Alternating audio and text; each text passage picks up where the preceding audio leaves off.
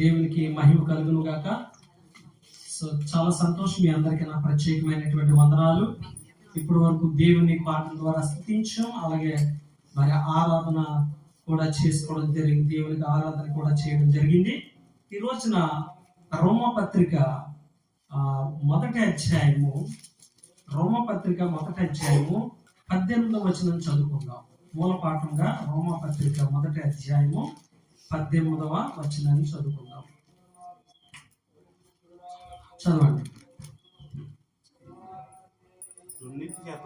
దుర్నీతి చేత సత్యమును అడ్డగించు మనుషుల యొక్క సమస్త భక్తిహీనత మీదను దుర్నీతి మీదను దేవుని కోపము పరలోకము నుండి బయలుపరచబడుచున్నది. చిన్న ప్రార్థన చేసుకుందాం. మహాపరిశుద్ధుడు, ప్రేమగల తండ్రి, సర్వోన్నతుడైన మా తండ్రి, ప్రభువా, నీ యొక్క బిడ్డలను క్షేమంగా మందిరానికి చేర్చో, అలాగే మమ్మలను కూడా ప్రభువా మందిరంలో మమ్మల్ని చేర్చినందుకు మీకు స్తోత్రము. ఇప్పటి వరకు పాటల ద్వారా మిమ్మల్ని స్తుతించాం, అలాగే ఆరాధించాం తండ్రి. ఇప్పుడు వాక్య భాగంలోకి వెళ్తుండగా ప్రభా, ఇదిగో నాయన ప్రభా, భక్తిహీనులపై దేవుని ఉగ్రత గురించి మేము మాట్లాడుతూ ఉండగా నాయన మీ పరిశుద్ధాత్మ ద్వారా మాట్లాడి నాయన ఇదిగో ప్రభా బిడ్డలు నాయన యొక్క బిడ్డలు ఆయన హృదయం తెరిపించమని, నాయన వాక్యాన్ని జాగ్రత్తగా విని వారి హృదయంలో భద్రపరుచుకుని నాయన ప్రభు మీ అందరూ భయభక్తులు కలిగి జీవించి బిడ్డలకు ఆశీర్వదించమని, మీరే మహిమ పొందుకోమని నజరేయుడైన యేసు పరిశుద్ధ నామంలో అడిగి పెట్టుకొచ్చున్నాం తండ్రి, ఆమేన్. చాలా సంతోషం అండి. మరొకసారి మన అందరం ఈ విధంగా దేవుని సన్నిధిలో కలుసుకుని దేవుని స్తుతించే గొప్ప భాగ్యము దయచేసినందుకు దేవదేవునికి నా స్తోత్రం తెలియజేసుకుంటున్నాను. అలాగే మీ అందరూ కూడా నా వందనాలు తెలియజేసుకుంటున్నాను. చాలా సంతోషం. మనము రోమపత్రిక మొదటి అధ్యాయము 18వ వచనాన్ని మనము ధ్యానించుకుంటున్నాం. ఈ మాటలు చాలా జాగ్రత్తగా మీరు వినాలి, ఎందుకంటే అంచె దినాలలో ఉన్నాం కాబట్టి అందరూ కూడా రక్షించబడాలి, అందరూ కూడా యేసుని గురించి తెలుసుకోవాలి, యేసయ్యను సొంత రక్షకుడిగా అంగీకరించాలి. ఎందుకంటే మనము ఇప్పటి వరకు ఎన్నో బోధనలు మనం వింటూ వస్తూ ఉన్నాం. ఏంటంటే యేసుక్రీస్తు వారు త్వరలో రానయ్య ఉన్నారు, అయితే ఆయన రెండవ రాకడు సమీపంగా ఉన్నది, దానికి దేవుడు కొన్ని సూచనలు మనకి ఇచ్చి ఉన్నాడు. ఆ సూచనల ప్రకారంగా ఈ ప్రకృతిలో మరి అనేక సంఘటనలు చూస్తూ ఉన్నాం, ఈ ప్రకృతి విలయాలు చూస్తూ ఉన్నాం. కాబట్టి వీటిని చూసినప్పుడు మనము ఏమనుకోవాలంటే యేసుక్రీస్తు మనకు చెప్పినటువంటి సూచనలు నెరవేరుతున్నాయి కాబట్టి ఆయన రాకడకు మనం సిద్ధంగా ఉండాలి. ఏ సమయాన్ని యేసుక్రీస్తు వచ్చినా మనము సిద్ధంగా ఉండాలి అన్న వ్యూలో ఆ యొక్క మన జీవితాన్ని ముందుకు నడిపించుకుంటూ ఉన్నాం. అవునంటారా కాదంటారా? ఎస్.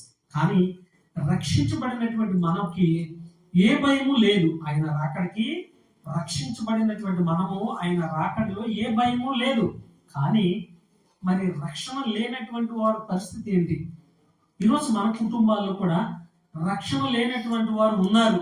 మన కుటుంబాలంటే అన్నదమ్ముల కుటుంబాల్లో కావచ్చు, అక్క చెల్లెళ్ళ కుటుంబాల్లో కావచ్చు, లేదా వారి యొక్క కుటుంబాలలో కూడా అయి ఉండవచ్చు. అంటే అందరూ రక్షించబడ్డారు అని నేను అనుకోవట్లేదు ప్రియులారా. ఇంకా ఎంతో మంది రక్షించబడాలి. ఎందుకంటే లెక్కలు చెప్తున్నాయి, గణాంకాలు చెప్తున్నాయి. ఏంటంటే క్రైస్తవులు ప్రపంచంలో ఎంత శాతం ఉన్నారంటే, ఎంత శాతం ఉన్నారని చెప్పాను, 100కి 33% ఉన్నారు. అంటే 100కి 33 మంది యేసుక్రీస్తు నమ్ముతున్నారు. మిగతా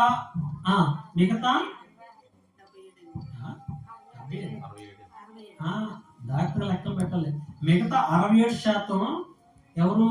దేవునిని ఎరిగినటువంటి మిగతా మతస్థులు ఉన్నట్లుగా మనం చూస్తున్నాం. అంటే ఇంకా మనము 100కి ఎంత మందిని రక్షించగలగాలి అంటే 100కి 67 మందిని మనము రక్షించాలి.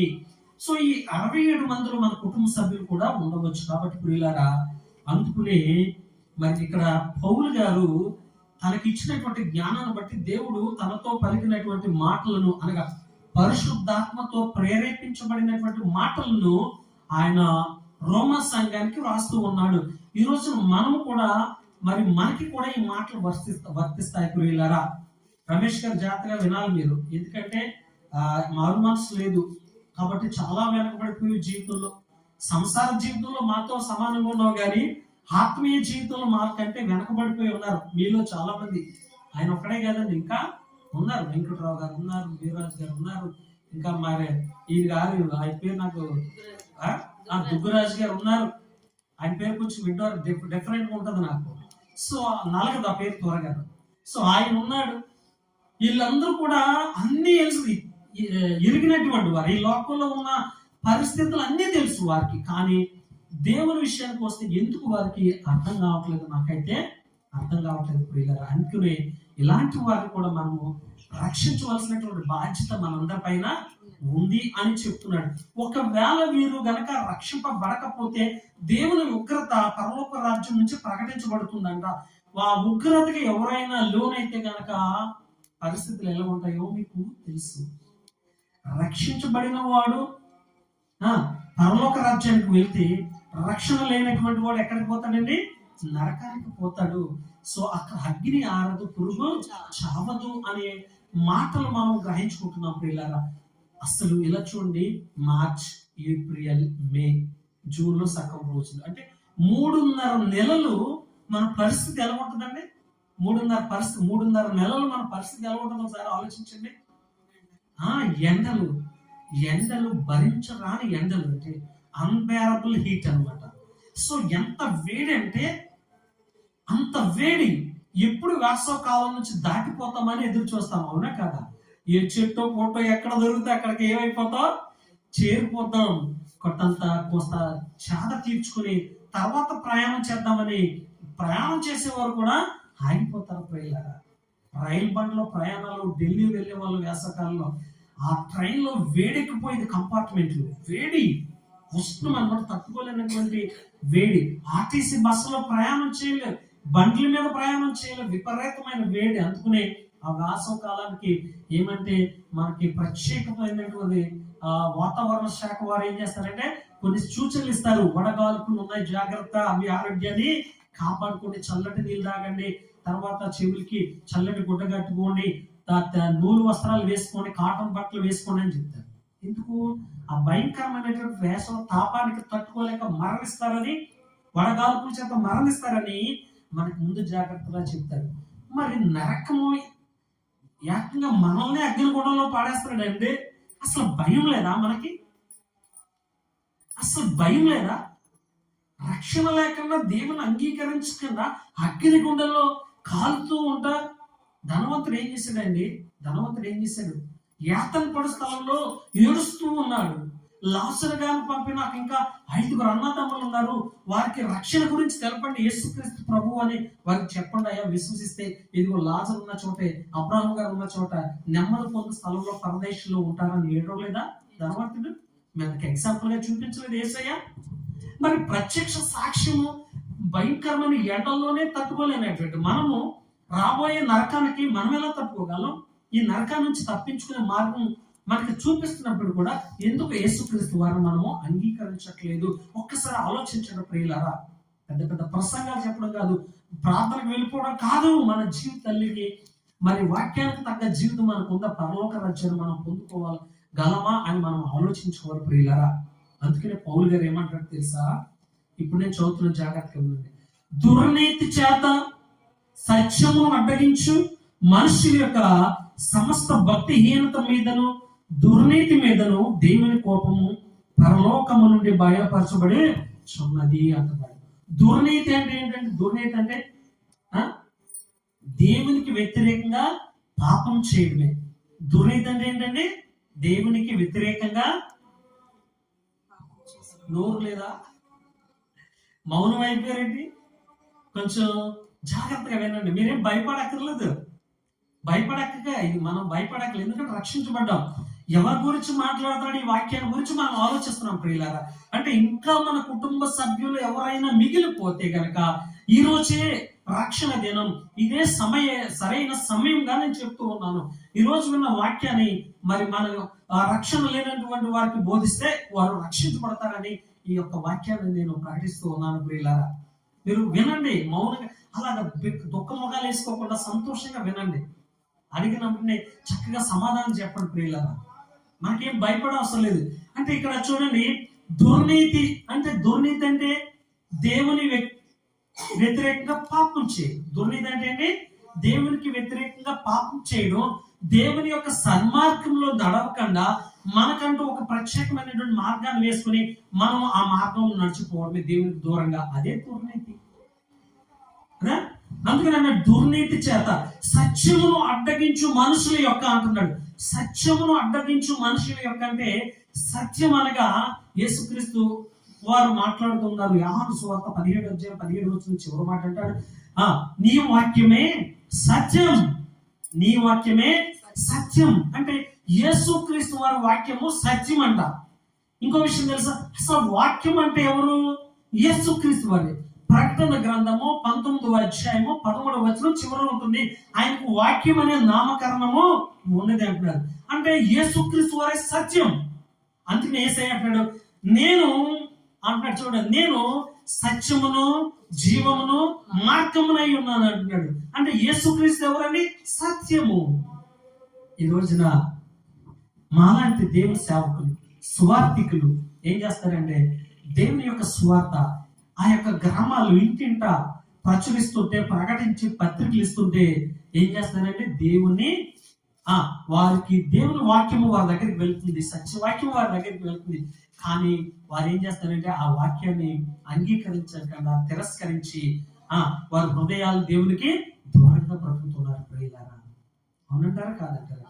ఈ రోజున సంఘాలలో కూడా వాక్యం బోధిస్తున్నా కానీ ఆ వాక్యం ఎవరికి బోధ పట్టట్లేదు. ప్రియులారా, బోధించడం ఒకటైపోయింది, ఒక ఎత్తు అయితే ప్రవర్తన మరొక ఎత్తు అయిపోయింది. వాక్యానుసారంగా మన జీవితాలు లేవు. కాబట్టి ఈ రోజున సత్యము అన్ని ప్రాంతాలకు వెళ్తుంది, కానీ సత్యాన్ని ఎవరు కూడా అంగీకరించట్లేదు. అంటే ఈ ప్రజలు అదే మాట్లాడుతూ ఉన్నాడు ఇక్కడ. చూడండి, దుర్నీతి చేత సత్యమును అడ్డగించు మనుషుల యొక్క అడ్డగిస్తున్నారు. అంగీకరించడం మానేసి ఏం చేస్తున్నారు? అడ్డగిస్తున్నారు. ఇప్పుడు మరీ ఎక్కువైపోయింది ఈ పాపం. క్రైస్తవులు ఇంటింటికి సువార్త ప్రకటించడానికి వెళుతూ ఉంటే మా ప్రాంతానికి రావద్దు అని కొడుతూ ఉన్నారు. పిల్లలారా, ఆ గ్రామాల్లో బహిష్కరిస్తూ ఉన్నారు క్రైస్తవులు. ఎంత దుర్దినాల్లో ఉన్నాం ఒకసారి ఆలోచించుకోండి. మనం అదృష్టవంతులు, ఎందుకంటే రక్షించబడ్డాం. రక్షణకు తగినట్లు జీవితం మనం జీవించాలి దేవుని కొరకు. నమ్మినోళ్ళందరూ దేవునికి స్తోత్రం చేస్తారు. ఎంత గొప్ప విషయం. అందుకని అంటున్నాడు చూడండి, భక్తిహీనత మీదను మరలా భక్తిహీనత అన్నాడు. అంటే భక్తిహీనత అంటే ఏంటి? భక్తిహీనత అంటే దేవుని పట్ల భక్తి లేకపోవడమే. ఏం బాబు, అర్థమైందా? భక్తిహీనత అంటే ఏంటి? దేవుని పట్ల భక్తి లేకపోవడం. అది చక్కగా చాలా వివరిస్తాడు. భక్తిహీనత మీదను దుర్నీతి మీదను దేవుని కోపము పరలోకము నుండి బయలుపరచబడుచున్నది. దేవుని కోపము, ఉగ్రత, దేవుని ఉగ్రత పరలోకం నుంచి ప్రకటించబడుతుందంట. ఎవరి పట్ల? ఎవరి పట్ల? ఎవరి పట్ల? భక్తిహీనుల పట్ల, దుర్నీతి చేసేవారి పట్ల. ఎవరైతే యేసుక్రీస్తుని అంగీకరించకుండా ఈ లోకానుసారంగా వారు జీవిస్తున్నారో, శరీరానుసారంగా ఎవరైతే జీవిస్తున్నారో వారి పట్ల దేవుని ఉగ్రత పరలోకం నుంచి ప్రకటించబడిందంట, వచ్చేస్తుందంట. వస్తే ఎంత ప్రమాదము మనందరికీ తెలిసిపోయారా? ఈరోజు ఇంకెవరైనా మన బంధువుల్లో కానీ మన కుటుంబ సభ్యులు ఎవరైనా ఉంటే కనుక ఈరోజు మాట్లాడండి. నీకేంటి బాధ? యేసుక్రీస్తు అంగీకరిస్తే నిన్ను కొడతాడా, తిడతాడా? నీ ఆరోగ్యం బాగుంటుంది, నీ సంసార జీవితం బాగుంటుంది, నీకు మంచి దేవుడు ఆశీర్వాదిస్తాడు. నువ్వు ఎంతకాలం బ్రతకాలని దేవుని చిత్త ప్రకారం ఉందో అంతకాలం దేవుడు నీకు ఆయుసిస్తాడు. ఎందుకు నువ్వు దేవునికి దూరంగా ఉండి నీ యొక్క సంసార జీవితాన్ని, ఆరోగ్యాన్ని, నీ బ్రతుకును పాడు చేసుకుంటున్నావు అని మీరు చెప్పలేమా? మనం ఈ రోజున మనం రక్షించుకోవాలి. ప్రియులారా, దేవుని ఉగ్రత నుంచి కాపాడుకోవాల్సినటువంటి బాధ్యత మనపై వేశాడు దేవుడు. అందుకనే మాట్లాడుతూ ఉన్నాడు. కాబట్టి ఉదాహరణకు ఒక ఎగ్జాంపుల్ చెప్తాను. రమేష్ విషయంలో, ఆయన విషయంలో ప్రార్థనకి వెళ్తాడులే, ఇది వరకు కూడా అలాగా వెళ్ళేవాడులే, బాగానే వెళ్ళేవాడులే. అయితే ఏంటంటే మరలా మామూలు జీవితం అయిపోతాడని ప్రజల యొక్క ఉద్దేశం. అప్పుడు సహోదరు గారు నాతో చెప్పారు ఈ విషయంలో, అయితే వారికైతే నమ్మకం లేదు కాబట్టి నాకైతే నా దేవుని మీద నమ్మకం ఉంది. సో ఆయన తిరిగి ఎప్పటికీ వెనక్కి వెళ్ళడు. నమ్మిన వాళ్ళందరూ దేవుడికి స్తోత్రం చేస్తారు. ఏంటి ఎవరికి నాకు ఎవరి మీద నమ్మకం ఉంది? దేవునిపై నాకైతే నమ్మకం ఉంది, వారికైతే దేవునిపై నమ్మకము లేదు. అందుకని ఈరోజు నేను ప్రార్థిస్తే ఏమన్నా ఒక మాట చెప్తున్నాను. ఒక చావు బ్రతుకులో ఉన్న వ్యక్తి దగ్గరికి వెళ్ళి ప్రార్థించాను, ఒక ఛాలెంజ్ కదా. ఒకవేళ ఆయన కనుక అక్కడ బ్రతికి లేకపోతే ఈరోజు నేను ఎంత అవమాన పాలవుతున్నా? అవునా? నేను అవమాన పాలవుతానా? నేను నమ్మిన దేవుడు అవమాన పాలవుతాడు. దేవుడికి స్తోత్రం కలుగుతుంది కాక. ఎస్, ఎందుకంటే నీతిమంతుల ప్రార్థన దేవుడు ఆలకిస్తాడు. అంత ధైర్యంతో నా దేవుడు నా పక్షాన ఉన్నాడు, నేనెందుకు భయపడాలని ధైర్యంగా నువ్వు రాసి ప్రార్థిస్తే ఆ వ్యక్తి బ్రతికాడు. ఈ రోజున సాక్ష్యం చెప్పుకుంటున్నారు. ఎందుకు బ్రతికాడు, ఎవరు ఎలా బ్రతికాడు ఆలోచనలు వాళ్ళకైతే లేదు, కానీ నాకైతే ఉంది. నా దేవుడు ఎంత గొప్ప దేవుడు, నా విశ్వాసం దినదినమో అభివృద్ధి చెందుతుంది. నా అంతరి పురుషుడు దినదినం అభివృద్ధి చెందుతున్నాడు. ఈయన అదే పరిస్థితి కదా. ఈయన రమేష్ గారిది కూడా అదే పరిస్థితి కదా. నన్ను పంపాడు అందుకునే. ఈ రోజున ఆయన తిరిగి వెనక్కి వెళ్ళడు. లోకమైతే ఆయన అనుకుంటున్నారు, లోకమైతే ఆయన అనుకుంటుంది ఆయన మరలా వెనక్కి లోకానికి వైపు తిరుగుతాడని. నా దేవుడి పట్ల నాకు విశ్వాసం, ఆయన ఎప్పటికీ వెనక్కి వెళ్ళడు. ఆయన అద్భుతమైనటువంటి జీవితం దేవుడు ఆయనకి ఇవ్వబోతున్నాడు, ఆల్రెడీ ఇచ్చాడు. ఇప్పుడే రక్షణ గురించి ఆయనకి చెప్తాను, మారుమనసు గురించి చెప్తాను, బాప్టిజం అంటే ఏంటో చెప్తాను. వెంటనే బాప్టిజం తీసుకుంటాడు ఆయన. దేవునికి స్తోత్రం కలుగుతుంది. అట్టి విశ్వాసం నాకు ఉంది. అందుకనే వాక్యం దేవుడు నాకు ఇచ్చాడు. నేను మరొక వాక్యం ఆశ్రయపురముల గురించి మాట్లాడాలనుకుంటే దేవుడు రాత్రి నాకు ఈ వాక్యం చూపించాడు. నేను వారమంతా సిద్ధపడింది ఒకటైతే, రాత్రికి రాత్రి సిద్ధపడింది ఈ వాక్యం. ప్రియుల 11 గంటల వరకు ఎంత ఆశీర్వాదం, ఎంత ఆశ్చర్యకరుడు ఆయన చూడండి. కాబట్టి ఇప్పుడు అలాగనే ఆ వ్యక్తి మారడు, వాడు ఎంత చెప్పినా వినడు, వాడు ముందువాడు అయినా వాడు రక్షించబడితే ఎవరికి లాభం, వాడు అగ్నిగుండంలోనే చస్తేనే మంచిది అని కోరుకున్న వాళ్ళు ఎంతమంది లేరండి లోకంలో? చాలా మంది. ఇప్పుడు ఆయన విషయంలో అన్నారు లేదా, ప్రార్థనకు వస్తాడు కానీ మరలా కంటిన్యూగా రాడు, మధ్యలో మానేస్తాడు బాగుపడితే అని అన్నారు. మరి ఎందుకు ఆయన వచ్చాడు? వాక్యము రెండంచులు గల ఖడ్గము, అంటే షార్ప్ పదులు, అటు ఇటు కూడా నరికేస్తుంది, అటు ఇటు కూడా నరికేస్తుంది కత్తి. మన కత్తులు అయితే ఒక వైపే పదులు ఉంటుంది, కానీ దేవుని వాక్యము రెండు వైపులా పదులు ఉంటుంది, అటు ఇటు కూడా నరికేస్తుంది. ఎలాంటి దుర్మార్గుడైనా, ఎలాంటి పాపిస్ట్ వాడైనా మారిపోతాడంటే దేవుని వాక్యానికి అంత శక్తి ఉంది. దేవుని వాక్యం నమ్మడం వల్ల దేవునికి స్తోత్రం చెప్పండి. దేవుని వాక్యానికి అంత శక్తి ఉంది ప్రియులారా. మార్చింది నేనా? దేవుని వాక్యం. ఎప్పుడైతే నా ద్వారా దేవుడు మరి మాట్లాడుతూ ఉన్నాడో, మీ ద్వారా దేవుని వాక్యము ఇతరులకు బోధించబడుతూ ఉందో, వారిలో మారు మనసు పొందడానికి గల కారకులు ఎవరండి? పరిశుద్ధాత్మ దేవుడు. వాక్యము యేసుక్రీస్తు. తెలుసా ప్రియులారా, ఏ ఒక్కరు నశించుకోవడం దేవునికి ఇష్టం లేదు. అందరూ మారు మనసు పొందాలని దేవుడు మరి ఎంతో దృఢ సంకల్పంతో ఆయన ఎదురు చూస్తూ ఉన్నాడు. అలాంటి సమయం ఇచ్చినప్పుడు మనం ఏం చేయాలి? అందరిని రక్షించుకోవాల్సినటువంటి బాధ్యత మనకు ఉంది ప్రియులారా. అందుకని దుర్మార్గం చేసేవాళ్ళు, దుర్నీతులు, ఎవరో వాళ్ళు దుర్నీతి చేసేవాళ్ళు, సత్యమును అడ్డగించేవారు, భక్తిహీనులు. అంటే దేవుడు అంటే భక్తి లేనటువంటి వారు, దేవుడి పట్ల భక్తి లేనటువంటి వారు. ఇలాంటి వారిని మార్చాలి ప్రియులారా. ఇలాంటి వారిని ఏం చేయాలమ్మా? మార్చాలి. ఒక రోజున ఒక అద్భుతమైన సన్నివేశం నుంచి బైబిల్ గ్రంథం నుంచి మనం చూద్దాం. యోనా గ్రంథం తీస్తే, ఇప్పుడు యోనా గారు ఏం చేశారంటే, ఆ నినివే పట్టణస్తులందరూ కూడా నాశనం అయిపోతారు. ఎందుకంటే వీరు పాపం చేశారు కాబట్టి వీరిని దేవుడు ఎలాగో చంపేస్తాడు అని ఈ యొక్క నినివేగా ఎవరైనా యోనా గారు ఏం చేశారంటే, నినివే పట్టణానికి దేవుడు వెళ్ళి స్వార్థ ప్రకటించమంటే ఈయన ఎక్కడికి వెళ్ళిపోతాడు? తర్షీష్ అనే ప్రాంతానికి వెళ్ళిపోవడానికి ఓడెక్కేస్తాడు. ఎందుకు? వీళ్ళు దుర్మార్గులండి, వాళ్ళు మారరు, వాళ్ళు ఎలాగూ మారరు. కాబట్టి దేవుడు ఎలాగో వారిని చంపేస్తాడు. ఇంకా నేనెందుకు అక్కడికి వెళ్ళడం అనుకున్నాడంట మనసులో. అర్థమైందా? వింటున్నారమ్మా? అంటే ఎంతటి దుర్మార్గుడైనా మారాలి, మారతాడు, రక్షించుకోవాలి. ఒకవేళ రక్షించుకోకపోతే దేవుని ఉగ్రత కోపము పరలోక రాజ్యం నుంచి రగులుకుంటుంది అన్నాడు, ప్రకటించబడుతుందంట. ఈ యొక్క ఉగ్రత నుంచి మనం తప్పించుకోవాలంటే ప్రతి ఒక్కరిని రక్షణ లేనటువంటి వారు అందరినీ కూడా రక్షించాలి. వారు దేవుని భయం లేనటువంటి వారు కావాలి, దుర్మార్గులు కానివ్వండి, పాపాత్ములు కానివ్వండి, ఎవరైనా కానివ్వండి. ప్రియులారా, యోనా గారు అలా అనుకున్నాడంట. ఈ రోజున రమేష్ గారి విషయంలో ఆయన కావాల్సిన వ్యక్తులు ఎలా అయితే అనుకున్నారో అలాగే ఆనాడు యోనా గారు కూడా అనుకున్నారంట నినివే పట్టణస్తుల విషయంలో. ఎందుకంటే వాళ్ళు దుర్మార్గులు కదా, వారి యొక్క దుర్మార్గత తీవ్రమైపోయిందండి. ఇంకా వాళ్ళు చంపేయాలనుకుని దేవుడు ఆ పట్టణాన్ని అంతా నాశనం చేయాలనుకున్నాడు. ఇక ఎలాగో వీళ్ళకి మరణం తప్పదు కాబట్టి ఎందుకు నేను అక్కడికి వెళ్ళడం, అక్కడికి నేను వెళ్ళవలసిన అవసరం లేదు, ఎలాగో చచ్చిపోతారు వాళ్ళు, దేవుడు ఉగ్రత వాళ్ళకి వచ్చేస్తుంది అనుకుని ఏం చేశాడు, నినివేకి వెళ్ళవలసిన వాడు తర్షీష్ పట్టణానికి వెళ్ళిపోయాడు, తర్షీష్కి. అప్పుడు ఏం జరిగింది ఒకసారి చూద్దాం. ఏం జరిగిందో ఒకసారి చూద్దాం. యోనా గ్రంథం తీసారా మందులను? యోనా గ్రంథం 4వ అధ్యాయములో ఒక సంఘటన చూద్దాం. కొన్ని విషయాలు చాలా జాగ్రత్తగా విందాం ప్రియులారా.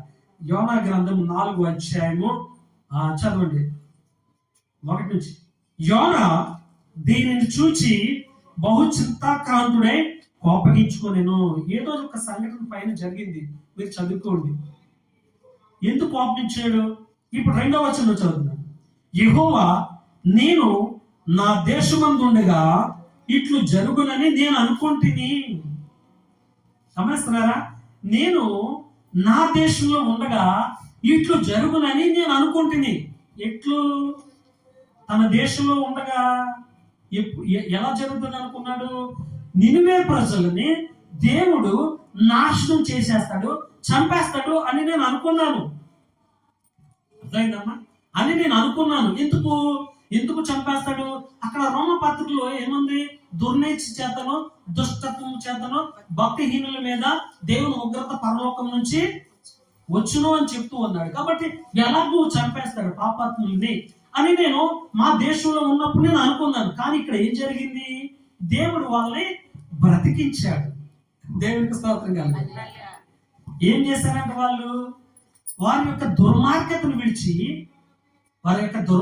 విడిచి మనుషులను, పశువులను, రాజులను అందరూ కూడా బూడిదలో కూర్చుని ఉపవాసం ఉండి తమ దుర్మార్గతను ఆ దినాన్ని విడిచిపెట్టేశారు. ఒక్క దినంలోనే వాళ్ళ పాపాలను ఒప్పేసుకుని దేవుని అంగీకరించారు. దేవునికి స్తోత్రం కలుగుతుంది. ఇదేంటి ఇలా జరిగింది? దేవుడేమో అలా చెప్పాడు, దేవుడేంటి ఇలా చేశాడు అని ఈయనకు బాధ కలిగింది. ఏంటి? ఈ దుర్మార్గులు చచ్చిపోవాలని కోరుకున్నాడు ఈయన, యోనా గారు. అప్పుడు దేవుడు మాట్లాడుతాడండి, ఎంత అద్భుతం చూడండి. ఇక అప్పుడు అంటాడు, యెహోవా మాట్లాడుతున్నాడు యోనా గారితో. అవునా? యోనా గారితో మాట్లాడుతాడు. ఏంటండి? యెహోవా నేను నా దేశమందుండగా ఇట్లు జరిగినని నేను అనుకుంటేనే కదా. నాశనం అయిపోతారని నేను అనుకుంటే చనిపోతారని నేను అనుకున్నాను కదా అంటూ, అందువలననే నీవు కటాక్షమును, జాలియు, బహుశాంతమును, అత్యంత కృపయు గల దేవుడు ఉండి పశ్చాత్తాపపడి కీడు చేయక మానుదు అని నేను తెలుసుకున్న దానికి ముందుగానే తర్షీషులకు పారిపోతుంది. దేవుడు ఎంత గొప్పవాడంటే, ఎలాంటి వాడంటే దేవుడు పశ్చాత్తాపపడి కీడు చేయక మానుదు అని. అంటే ఎవరైతే పాపాలు విడిచిపెట్టి వారి యొక్క పాపాల నిమిత్తం పశ్చాత్తాపడి ఎవరైతే దేవుని యొద్ద మొరపెట్టుకుని ఎవరైతే యేసుక్రీస్తు సొంత రక్షకుడిగా అంగీకరించి వారి పాపాలను విడిచిపెట్టి మారు మనసు పొంది బాప్తిస్మం తీసుకుంటారో వారిని బ్రతికిస్తారంట. దేవునికి స్తోత్రం కలుగుతుంది. ఇక్కడ బ్రతికించాడు. నినివే ప్రజలు పాపాలను ఒప్పుకున్నారు. వారి దుర్మార్గతను విడిచి దేవునికి భయపడి దేవుని ఒప్పుకున్నారు. దేవుడు వాళ్ళని బ్రతికించాడు. ప్రియులారా, అందుకు నేను తర్షీషుకు పోయాను అంటూ ఉన్నాడు. ఇక 4వ వచనం అంటాడు, అందుకు యెహోవా మళ్ళా సమాధానం చెప్తాడు. అందుకు యెహోవా నీవు కోపమించుట న్యాయమా అని అడిగాడు. నువ్వు కోపగించుట న్యాయమా అని అడిగాను. ఎందుకు కోపగించాడు ఈయన? ఏమాత్రం దానికి నన్ను ఎందుకు ఇక్కడికి పంపావు? నువ్వు చంపేస్తావు అనుకున్నాను, అందుకే నేను ఇక్కడికి రాలేదు. తర్షీషు పోదాం అనుకున్నాను, నువ్వు ఎలాగో చంపేస్తావు అని తెలిసినా కానీ కోపించాడు. కానీ దేవుడు వాళ్ళని ప్రేమించి వాళ్ళని బ్రతికించాడు. దేవుడికి స్తోత్రం కాదు. ఎంత గొప్ప దేవుడు అండి ఈరోజు. అలాంటి దేవుని చెంతకు చేరడం, అలాంటి దేవుని విశ్వసించడం, అలాంటి దేవుని అంగీకరించడం పాపమా? తప్ప? ఎంత గొప్ప దేవుడు. జీవితాలు బాగు చేసే దేవుడు, అడిగితే ఇచ్చే దేవుడు, ప్రార్థిస్తే మాట్లాడే దేవుడు. ఇంత గొప్ప దేవుడు మనకు ఉన్నాడు కాబట్టి అయితే ఏం జరిగింది? ఇక 9, 10, 11 వచనాలు చూద్దాం. దేవుడి కనికరం ఎంత గొప్పదో చెప్తాడు. అప్పుడు దేవుడు, ఈ సొర చెట్టుల గురించి నీవు కోపించుట న్యాయమా అని యోనాను అడగగా, యోన ప్రాణము పోవునంతగా కోపించుట న్యాయమే అనేది. అయితే ఇక్కడ ఒక సొర చెట్టు రాత్రి భయంకరమైనటువంటి ఎడారి ప్రాంతం అండి. అది ఏంటంటే అది భయంకరమైనటువంటి ఎడారి ప్రాంతం. ఆ ఎడారి ప్రాంతంలో, ఇసుక ప్రాంతంలో చెట్టు నీడ లేకపోతే ఏమైపోతాం తెలుసా? చచ్చిపోతాం. వడగాల్పు చేత ఏమైపోతాం? డిహైడ్రేట్ అయిపోతుంది మన బాడీ. అంటే మన శరీరంలో ఉన్న నీరంతా కరిగిపోయి చెమట రూపంలో పోతే డిహైడ్రేట్ అయిపోయి ఏం చేస్తామంటే చచ్చిపోతాం, వెంటనే చచ్చిపోతాం. సో అలాంటి టైంలో ఏదైనా ఒక చెట్టు ఉందంటే ఆ చెట్టు నీడను మనము ఉంటే ఎంత సేద తీరుతామంటే చెట్టు నీడ చల్లదనానికి. ఒక రాత్రే ఒక సొర చెట్టు దేవుడు ఏం చేశాడంటే చిన్న మొక్క నుంచి నీడనిచ్చేంత చెట్టు వరకు పెంచేశాడు. ఆ తర్వాత ఆ చెట్టుని చంపేశాడు. చంపినప్పుడు ఈయనకి ఆశ్చర్యం కలుగుతుంది అనమాట. ఇప్పుడు ఆ సొర చెట్టు గురించి నీడలేదని యోనా గారు ఏడుస్తూ ఉన్నారు, కోపంతో ఉన్నారు దేవుని పట్ల. అర్థమైందా? అదే చెప్తున్నాడు. మీరు చదువుకోండి అధ్యాయం అంతా. అప్పుడు ఈ విషయాలు మాట్లాడుతున్నాడండి. అప్పుడు దేవుడు, ఈ సొర చెట్టును గురించి నీవు కోపించుట న్యాయమా అని ప్రశ్నిస్తూ ఉన్నాడు. యోనా గారితో మాట్లాడుతూ ఉన్నాడు. చూసారా? అని యోనాను అడగగా ఇప్పుడు యోనా ఏమంటాడు తెలుసా? ప్రాణం పోయినంతగా కోపగించుట న్యాయమే అన్నాను. ఎస్, నా ప్రాణం పోయినంతగా కోపగించుట న్యాయమే. అంత కసి నాకు వచ్చేస్తుంది, అంత కోపం నాకు నీపై ఉంది అన్నాడు. అంత కోపం వచ్చేస్తుంది నీపై కాదు, ఆ చెట్టు ఎండిపోయినందుకు అంత కోపం వచ్చేస్తుంది అన్నాడు. అంటే చూసుకోండి, ఎంత ప్రాణం పోయినంత కోపం వచ్చేస్తుంది అంట అని అన్నప్పుడు అంటున్నాడు. అందుకు యెహోవా, చూసారా, అందుకు యెహోవా సమాధానం ఇస్తున్నాడండి ఆయనకి. అందుకు యెహోవా, నీవు కష్టపడకుండాను పెంచకుండాను ఒక రాత్రిలోనే పుట్టి పెరిగి ఒక రాత్రిగానే వాడిపోయిన ఈ సొర చెట్టు విషయంలో నీవు విచారపడుచున్నావే. గమనిస్తారా వీళ్ళారా? ఒక రాత్రికి రాత్రి పుట్టి పెరిగి తర్వాత ఆ ఎండిపోయిన సొర చెట్టు, వడిలిపోయిన సొర చెట్టు గురించి ఇంత విచారిస్తావే. ఇప్పుడు చెప్తున్నాడు అనమాట, అమ్మా నిన్ను నన్ను మనందరినీ కని పెంచి ఇంత చేసి ఇన్ని ఆశీర్వాదాలు ఇచ్చి మన బిడ్డలు అడిగినవన్నీ మన బిడ్డలుగా దయచేస్తూ ఉంటే మన పట్ల ఆయనకున్న ఎంత ప్రేమ, ఇంత అద్భుతమైన ప్రేమ, మనం నాశనం అయిపోవడం దేవునికి ఇష్టం అనుకుంటున్నారా ఏంటి మీరు? ఒకవేళ మనం నాశనం అవుతున్నాం అంటే దానికి కారణం ఏంటంటే దుష్టత్వము, దుర్నీతి, దేవుని పట్ల భయం లేకపోవడం, భక్తి లేకపోవడం. గమనించాలి మీరు ఈ 3 మాటలు చాలా జాగ్రత్త. అప్పుడు అంటున్నాడు అనమాట, మన గురించి అంటాడు, దేవుడు బిడ్డలు మనమందరం దేవుడి పిల్లలమే కదండి. రక్షించబడిన వారు, రక్షణ లేనటువంటి వారు కూడా దేవుడి బిడ్డలే. కానీ అందరూ రక్షించబడాలని దేవుని ఆసక్తి ఎదురు చూస్తూ ఉన్నాడు ప్రియులారా. ఇప్పుడు సమాధానం చెప్తాడు. ఎక్కడ? 11వ వచనంలో అంటున్నాడు, వినండి జాగ్రత్తగా. అయితే 120,000 కంటే ఎక్కువ, అంటే 1,25,000, 125,000 కంటే ఎక్కువై కుడి ఎడమల ఎరుగని జనములకు బహు పశువులను గల నినివే మహాపురము విషయంలో నేను విచారపడవద్దా అని యోనాతో సెలవిచ్చాను. ఏమర్థమైంది మనకి? ఆఫ్టర్ ఆల్ ఒక రాత్రికి రాత్రి పుట్టినటువంటి ఏం చెట్టు? సొర చెట్టు గురించే నువ్వు ఎంత కోపగిస్తున్నావు. అలాగే 1,20,000 మంది జనాభా, అంతేకాకుండా ఎన్నో పశువులు, కుడి ఎడమలు ఎరుగని జనము, కుడి ఎడమ ఎరుగని అమాయక జనము, కుడి ఎడమ ఎరుగని అమాయక జనము చచ్చిపోతూ ఉంటే నేనింకెంత విచారించాలి?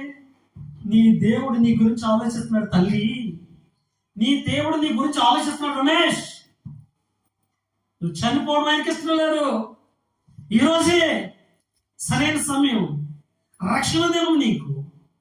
మీ కుటుంబ సభ్యులు ఎవరైనా రక్షణ పొందకపోతే this is the right time to repent in the mighty name of the Lord Jesus Christ. Yes, he is the redeemer and Jesus is our protector and redeemer and guider. ఎంత గొప్ప దేవుడు అండి. ఈరోజు నీ స్థాయిలో మనం ఉన్నామంటే దేవుడు ఎంత మన పట్ల కనికరం కలిగి ఉన్నాడు, ఎంత ఆలోచిస్తున్నాడు. ఏది లేకపోతే నువ్వు విశ్వాసం అడిగితే దీనికి ఇస్తున్నాడే. అలాంటి దేవునికి దూరంగా ఉంచడం ఎంతవరకు న్యాయం? ఇదే నినివే పట్టణ ప్రజలతో మాట్లాడుతున్నాడు, ప్రజల విషయంలో యోనా గారితో మాట్లాడుతున్నాడు. ఏంటంటే కుడి ఎడమల ఎరుగని జనమును బహు పశువులను గల నినివే మహాపురమును విషయములో నేను విచారపడవద్దా అని యోనాతో సెలవిచ్చింది. వాళ్ళని రక్షించుకోవద్దా?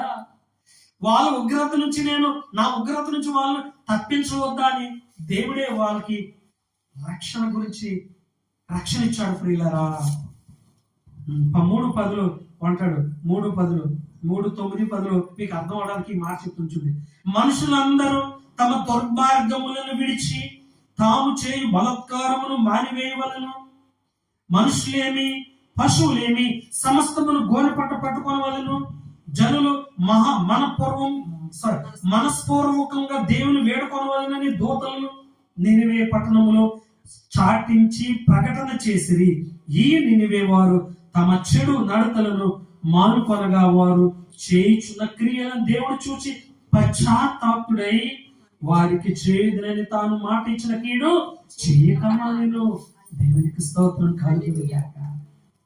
నీ పాపాలు విడిచి దేవుని ఆశ్రయిస్తే, నువ్వు రక్షణ పొందుకుంటే, నువ్వు నీ పాపాలు ఒప్పుకుని బాప్తిస్మం పొందుకుని రక్షణ పొందుకుంటే దేవుడు నీకు ఆయుసిస్తానంటున్నాడు, నిన్ను రక్షిస్తానంటున్నాడు, నేను బ్రతికిస్తానంటున్నాడు, నిన్ను కుటుంబ సమేతంగా ఆశీర్వదిస్తానంటున్నాడు. ఎంతకంటే భాగ్యం ఏంటంటే చూసారా? అందుకనే అలాగా దేవుడు పౌలు గారి ద్వారా మాట్లాడాడు. రక్షణ పొందుకుంటారు. మనం చెప్పాల్సిన బాధ్యత ఉంది. ఇలాంటి వారిని రక్షణలోకి నడిపించవలసిన బాధ్యత మనకు ఉంది. ఇదే విషయంలో మరొక విషయంలో అననీయ అని ఒక భక్తుడు ఉన్నాడు. ఆ భక్తుడు పౌలు గారి విషయంలో, పౌలు గారు దుర్మార్గుడు చనిపోవాలని కోరుకున్నాడు. జాగ్రత్త వినాలి. పౌలు గారు దుర్మార్గుడు, క్రీస్తు సంఘమును చంపుతూ హింసిస్తున్నాడు, దేవుని పిల్లల్ని హింసిస్తున్నాడు, ఇలాంటి వాడు బ్రతకకూడదు అని అననే అనుకున్నాడు. కానీ దేవుడు ఏం చేశాడంటే పౌలు గారిని రక్షించుకున్నాడు. ఒకసారి ఆ సందర్భం చూద్దాం ప్రియులారా, ఒకసారి ఆ సందర్భం చూసుకుందాం. చూడండి, అపోస్తల కార్యం 9వ అధ్యాయం. అపోస్తల కార్యం 9వ అధ్యాయం తీసారమ్మా, 9వ అధ్యాయం చూడండి. 11, 12, 13, 14 వచ్చిన చదువుకుందాం త్వరగా. అందరు తీసారా? 9వ అధ్యాయం 11, 12, 13, 14 వచనాలు ఒకసారి ధ్యానం చేసుకుందాం. అతడు అననీయను ఒక మనుష్యుడు లోపలికి వచ్చి తాను దృష్టి పొందినట్లు తల మీద చేతులుంచిన చూచి ఉన్నాడని చెప్పాను. అందుకు అననీయ, ప్రభువా, ఈ మనుష్యుడు యెరూషలేములో నీ పరిశుద్ధులకు ఎంతో కీడు చేసి ఉన్నాడని అతను గూర్చి అనేకులు వలన వింటిని, ఇక్కడను నీ నామమును బట్టి ప్రార్థన చేయువారిని అందరినీ బంధించుటకు అతడు ప్రధాన యాజకుల వలన అధికారం పొంది ఉన్నాడని ఉత్తరమిచ్చెను. చూసారా? ఏంటి? అధికారం వల్ల ఉత్తరము పొంది ఉన్నాడు. ఇదిగో ఎక్కడ కూడా క్రీస్తు సహచరులుగా క్రైస్తవులను చంపడానికి ఇక్కడికి వచ్చాడు కాబట్టి ఇతను క్షమించకూడదు అనుకుంటుంటే, దేవుడు ఏంటి తెలుసా? దేవుడి ఉద్దేశం ఏంటి తెలుసా? మనుషుడు ఎలా అనుకుంటున్నాడు, కానీ దేవుడు ఏమంటున్నాడు తెలుసా? ఇదిగో పౌలు కూడా రక్షించబడాలి అనే దేవుని ప్రణాళిక వంద ప్రియుల. చూసారా, ఏ ఒక్కరు నశించుకోవడం ఆయనకి ఇష్టం లేదు. ఏ ఒక్కరు నశించుకోవడం ఆయనకి ఇష్టం లేదు. అననే ఏమనుకుంటున్నాడంటే, ఇదిగో అక్కడ చంపినట్టు వాడు చంపాడని అనేక మంది ద్వారా నేను విన్నాను. క్రైస్తవులు హింసించి చంపేస్తాడంట, నేను అనేక మంది ద్వారా విన్నాను. ప్రభువా, ఇదిగో ఇక్కడికి కూడా వచ్చి మమ్మల్ని చంపేస్తాడేమని దేవునితో మాట్లాడుతుంటే, దేవుడు మాట్లాడుతున్నాడు. ఏమని మాట్లాడుతున్నాడు? ఇప్పుడు 15, 16, 17, 18 వచనం చూద్దాం. అందుకు దేవుడు అననీయ గారితో ఏం మాట్లాడుతున్నాడు తెలుసా? ఎవరి గురించి మాట్లాడుతున్నాడు ఈ మాటలు? పౌలు గారు అవ్వలేదు అప్పటికి, సౌలు గారు రక్షణ పొందలేదా అప్పటికి. ఇప్పుడు దేవుడు అననీతో మాట్లాడుతున్నాడు ప్రియులారా, ఏమని?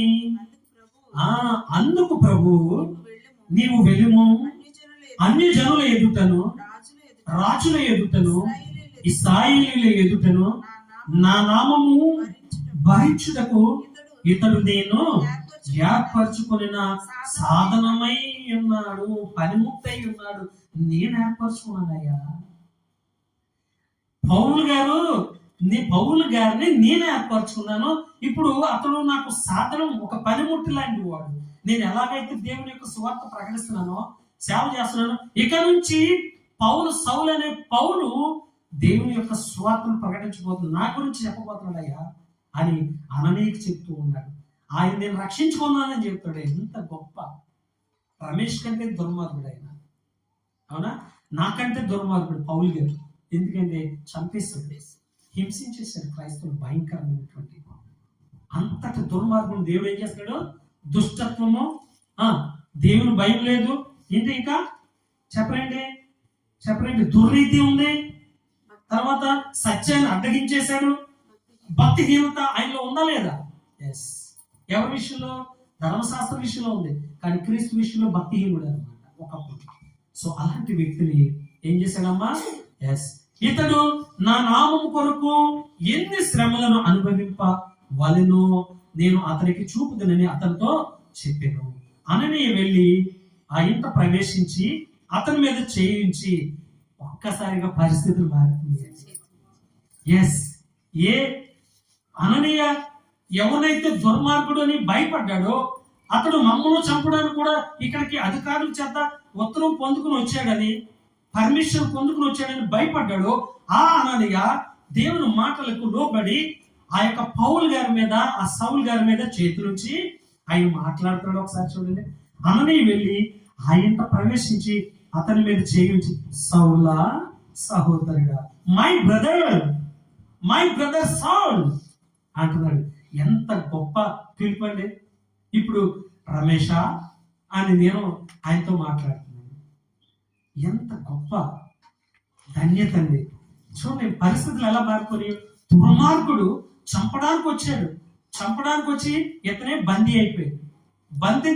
క్రైస్తవులను బంధించడానికి వచ్చి ఈయనే బందీ అయిపోయాడు. ఎవరికి? దేవునికి బందీ అయిపోయాడు. దేవునికి స్తోత్రం కలుగును గాక.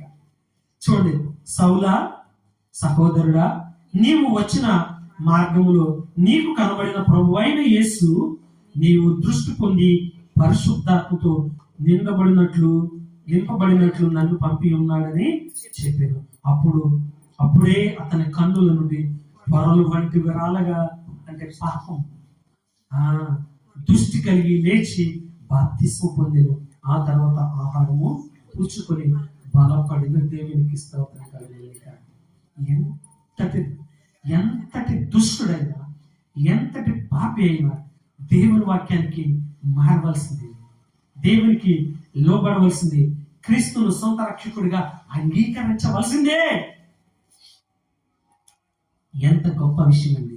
అందుకనే యేసుక్రీస్తు వారు ఇంకా అనేక మంది రక్షించబడాలి, 167 మంది ఇంకా రక్షించబడాలని యేసుక్రీస్తు వారు మరి పేతురు గారి ద్వారా మాట్లాడాడు. ఆ మాట కూడా చూసేద్దాం. 2వ పేతురు రాసిన పత్రిక 3వ అధ్యాయము 9వ వచనం. 2వ అధ్యాయము 3వ అధ్యాయం 9వ వచనం. రెండవ పేతురుకు రాసిన పత్రిక 3వ అధ్యాయం 9వ వచనం. ఏ ఒక్కరు నశించుకోవడం దేవునికి ఇష్టం లేదు. మనమే కాదు ప్రియులారా, అందరూ రక్షించబడాలి. మన కుటుంబంలో, మన కుటుంబ సభ్యుల్లో, మన బంధువుల్లో, మనకి ఇంటూ ఇరుగు పొరుగు వారు ఉన్న వారిలో అందరూ కూడా రక్షించబడాలని, ఆయన రాకడ ఆలస్యం అవుతుందని ఇక్కడ చాలా స్పష్టంగా మాట్లాడుతూ ఉన్నాడు. చదవండి. కొందరు ఆలస్యమని ఎంచుకొనినట్లు ప్రభు తన వాగ్దానం గూర్చి ఆలస్యం చేయవాడు కాడు కానీ చదువు.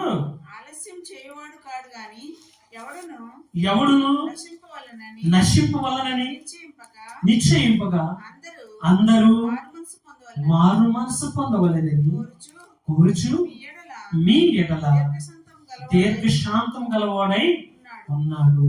అందరూ మారు మనసు పొందాలని మన ఎడల, ఎవరు పడల రక్షణ పొందని వంటి వారి ఎడల దీర్ఘశాంతం కలిగి ఉందంట ప్రియులారా. చూసారా, ఆయన మనకి సమయాన్ని ఇస్తున్నాడు. ఇంకా సమయాన్ని సద్వినియోగం చేసుకోకపోతే, ఒకవేళ మరణిస్తే, రక్షణ లేకుండా మరణిస్తే నిత్య నరకానికి వెళ్ళిపోతామని జ్ఞాపకం పెట్టుకోండి ప్రియులారా. కాబట్టి ఈ రోజునే ఖచ్చితంగా రక్షించండి ప్రియులారా. చూసారా, పౌలు గారు వెంటనే ఏమైందంటే, పౌలు గారు ఏం చేశాడు? వెంటనే బాప్టిజం పొందాడా లేదా? రక్షణ పొందుకుని బాప్టిజం పొందాడా లేదా? బాప్టిజం తీసుకోండమ్మా అంటే కుదరదండి. ఇప్పుడు తర్వాత తీసుకుంటామండి. నువ్వు మహానుభావులు ఈ రోజున అందమైన ఆనందకరమైన కుటుంబంగా ఆశీర్వదించబడుతున్నారు. ఎంత అద్భుతమైన కుటుంబంగా ఆశీర్వదించబడుతున్నారు. వీరి కుటుంబము, వారి కుటుంబాలు ఒక మాదిరికరంగా ఉండాలని మేము ప్రార్థిస్తున్నాం. దేవునికి స్తోత్రం. పిల్లలు చక్కగా చదువుకుంటున్నారు, భార్య భర్త చక్కగా కలిసి ఉంటున్నారు, వారు ఇంకా అవసరతల గురించి ప్రార్థించుకుంటున్నారు, చక్కటి ప్రార్థన చేస్తున్నారు దేవుడి సన్నిధిలో. ఎంతో గొప్ప కార్యం దేవుడు చేస్తూ ఉన్నాడు. అవునంటారు కదా రక? అవునా కదా? ఎస్. కాబట్టి ప్రియులారా, ఇక ఆఖరి మాట చూద్దాం. యెహెజ్కేలు గ్రంథం 33వ అధ్యాయం 11వ వచనంలో ఒక మాట చూసుకుని ముగించుకుందాం. ఈ వాటికి మనం వచ్చే వారం మరికొన్ని విషయాలు మనము దీన్ని ధ్యానించుకుందాం. ఇదే వాక్యాన్ని 33వ అధ్యాయము 11వ వచనం. అంటే ఇక్కడ దుర్మార్గత నుండి మరిలిపోయి మనం మనసు త్రిప్పుకోవాల్సిన సమయం ఇది. అర్థమైందా? దుర్మార్గత నుండి మరలి మనసు మార్చుకొని, అంటే ఈ లోకానుసారంగా జీవించకుండా దుర్మార్గత, దుష్టత్వము, భక్తిహీనత నుంచి మనం ఏం చేయాలి? మరలిపోవాలి. మరలి ఏం చేయాలి? మనసు మార్చుకుని, మనసు త్రిప్పుకొని దేవుని వైపు ఇక నుంచి నడవాలని చెప్తూ ఉన్నాడు దేవుడు. చదువు బాబు. కాగా వారితో ఇట్లను, నా జీవము తోడు దుర్మార్గుడు మరణము నందుట వలన నాకు సంతోషం లేదు. చాలు. చూడండి, దుర్మార్గుడు మరణము నందుట వలన నాకు సంతోషం లేదు. ఎవరు మరణం కోరుకున్నారు? యోనా. ఎవరి పట్ల? నినివే పట్టణస్థుల పట్ల. ఎందుకు? వాళ్ళు దుర్మార్గులు. దేవుడు వారిని చంపేస్తానన్నప్పుడు వారు మనసు మార్చుకుని దేవుని వైపు వస్తే దేవుడు వెంటనే మార్చేసినటువంటి దేవుడు. అలాంటి విషయం ఇక్కడ యెహెజ్కేలు గ్రంథంలో కూడా వ్రాయబడింది ప్రియులారా. సో నా జీవం తోడు దుర్మార్గుడు మరణము నొందుట వలన నాకు సంతోషము లేదు. దుర్మార్గుడు తన దుర్మార్గత నుండి మరలి బ్రతుకుట వలన నాకు సంతోషం కలుగును కాబట్టి ఇశ్రాయేలీయులారా మనసు త్రిప్పుకొనిడి. దేవునికి స్తోత్రం కలుగును గాక. ఏం చేయాలి? మన మనస్సుని దేవుని వైపు తిప్పుకోవాలి. ఈ పాపాన్ని, ఈ దుర్మార్గతని, ఈ దుష్టత్వాన్ని, తర్వాత భక్తిహీనత నుంచి మనం ఏం చేయాలమ్మా? మన మనస్సును తిప్పుకొని దేవుని వైపు తిరిగితే ఏమంటాడు? మీ దుర్మార్గత నుండి మరలి మనస్సు త్రిప్పుకొని మీరెందుకు మరణము నొందుదురు? ఇదే ప్రభువైన యెహోవా వాక్కు. ఎందుకు మరణిస్తారయ్యా? ఎందుకు దేవుని కోపానికి, దేవుని ఉగ్రతకి లోనైపోతున్నారు అని ప్రశ్నిస్తూ ఉన్నాడు ప్రియులారా. ఒకసారి మన మూల వాక్యానికి వెళ్ళిపోదాం. రోమపత్రిక 1వ అధ్యాయము 18వ వచనంతో వచ్చేవారు మరికొన్ని విషయాలు మనం ధ్యానించుకుందాం. అమ్మా చదువుదాం. రోమపత్రిక 1వ అధ్యాయము 18వ వచనం. దుర్నీతి చేత సత్యమును అడ్డగించు మనుషుల యొక్క సమస్త భక్తిహీనత మీదను దుర్నీతి మీదను దేవుని కోపం పరలోకము నుండి బయలుపరచబడుచున్నది. కాబట్టి ప్రియులారా, భక్తిహీనత అంటే దేవుని పట్ల భక్తి లేకపోవడం, దుర్నీతి అంటే దుష్టత్వము, దేవునికి వ్యతిరేకంగా పాపం చేయడం, సత్యం అనగా క్రీస్తు సువార్త ప్రకటించినప్పుడు కూడా దాన్ని అంగీకరించకుండా తమ సొంత మార్గాల్లో నడుచుకుని దుర్మార్గంగా జీవించడం, మరి ఇదే భక్తిహీనత, ఇదే దేవునికి విరుద్ధమైనటువంటి మరి మనస్సు. ప్రియులారా, అలాంటి మనసును విడిచిపెట్టి దేవుని అంగీకరించి మనస్సు పెట్టుకుని దేవుని అంగీకరిస్తే దేవుడు మనల్ని రక్షిస్తానంటున్నాడు. దేవుడు తన పరిశుద్ధ మాటలు దీవించి ఆశీర్వదించును గాక. ఆమేన్.